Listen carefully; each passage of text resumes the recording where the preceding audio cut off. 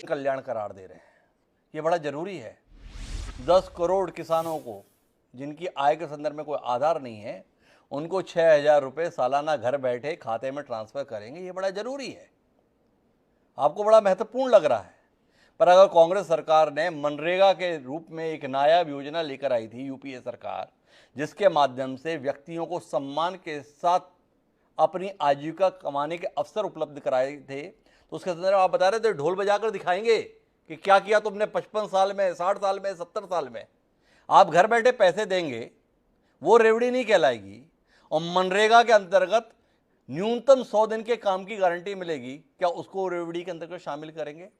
आप संबल योजना के अंतर्गत 100 रुपये में बिजली उपलब्ध कराएंगे, तो वो लोक कल्याण है।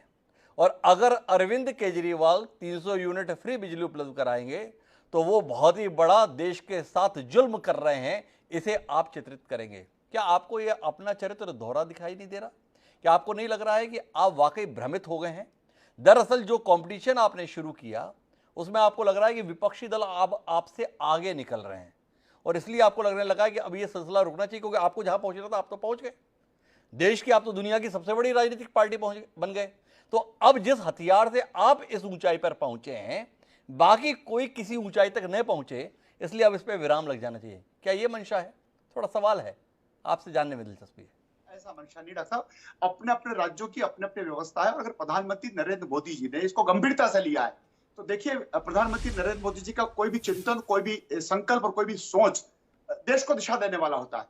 फिर चाहे स्वच्छता अभियान का मामला हो, चाहे वो कोरोना के संदर्भ का हो, चाहे अन्य व्यवस्था के अंतर्गत जिस प्रकार से प्रधानमंत्री नरेंद्र मोदी जी ने इस देश का सफल संचालन कर रहे हैं।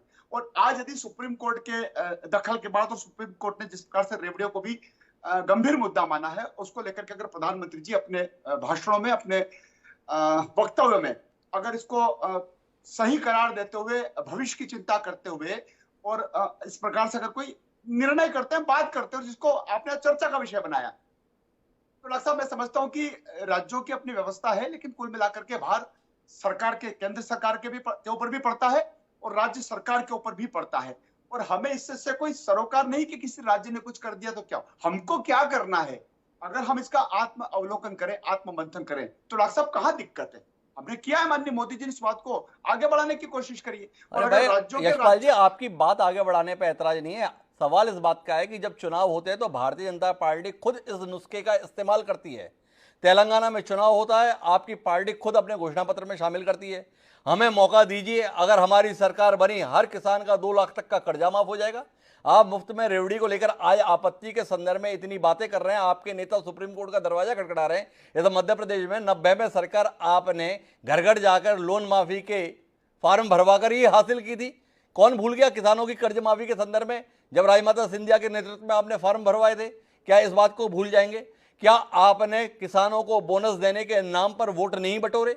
तो आज अचानक आपको क्यों लगने लगा यार ये तरीका ठीक नहीं है? इसलिए क्योंकि दूसरे लोगों की घोषणाएं अब आपसे ज्यादा बेहतर, लोगों को ज्यादा भाती हुई महसूस हो रही हैं। ये सवाल है, इसके संदर्भ में कोई उत्तर है? या यशपाल सिसोदिया जी मानते हैं अतीत में हमसे भी गलती हो गई, अब गलती को सुधारने का समय आ गया है, जब जागे तब सवेरा? तो क्या ये ज्ञानबोध अब भाजपा को हो गया है? इस पर थोड़ा दृष्टि दीजिए ना। नहीं डॉक्टर साहब, ऐसा नहीं है। देखिए, अगर कोविड के दौरान अगर आम जनता और विशेष करके सड़क पटरी पर बैठने वाला छोटा सा व्यवसायी अगर आर्थिक रूप से संकट में है, और प्रधानमंत्री नरेंद्र मोदी जी उसको 10,000 रुपए का कर्ज बगैर ब्याज का दे करके उसको आत्मनिर्भर बनाने की कोशिश करते हैं, अपने पैरों पर खड़ा करने की कोशिश करते हैं। और ये क्या करके करते हैं कि 10,000 रुपए की राशि आप कर्ज लीजिए बिना ब्याज का। कोई चुनाव का घोषणा पत्र नहीं था डॉक्टर साहब, ये परिस्थिति जन्य व्यवस्था आई हमारे सर माथे पर पूरे देश भर में कोरोना के कारण से। और 10,000 रुपए की राशि अगर ईमानदारी से सब्जी बेचने वाला, पतासे बेचने वाला, या सड़क पटरी पर बूट पॉलिश करने वाला अगर 10,000 रुपए की राशि जमा करके डॉक्टर साहब 20,000 अरे मैं रुपए 10,000 रुपए के लिए बात नहीं कर रहा यशपाल जी। अभी 4 दिन पहले ही शिवराज कैबिनेट ने फिर से फैसला लिया है, हम किसानों को 0% ब्याज पर ऋण उपलब्ध कराएंगे। इसको क्या माना जाए?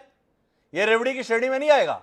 बाकी जनता 9% ब्याज पर, 10% ब्याज पर, 12% ब्याज पर कर्ज लेगी।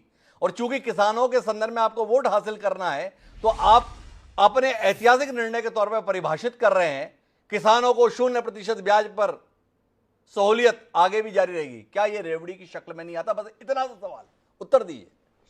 देश का अन्नदाता जो प्राकृतिक आपदाओं की मार को सहन करता है और उसके लिए अगर बिगर ब्याज का पैसा देकर के अगर उसको कर्ज दिया जाता है, तो डॉक्टर साहब ये तो एक मदद है किसान की, जो किसान आसमान और धरती के बीच में झूलता है। मैं इसको मदद मानता हूं, रेवड़ी नहीं मानता हूं।